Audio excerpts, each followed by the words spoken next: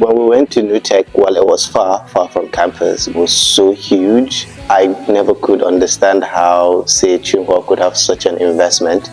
And so it was really marvelous to me. All the infrastructure and technologies there just blew my mind.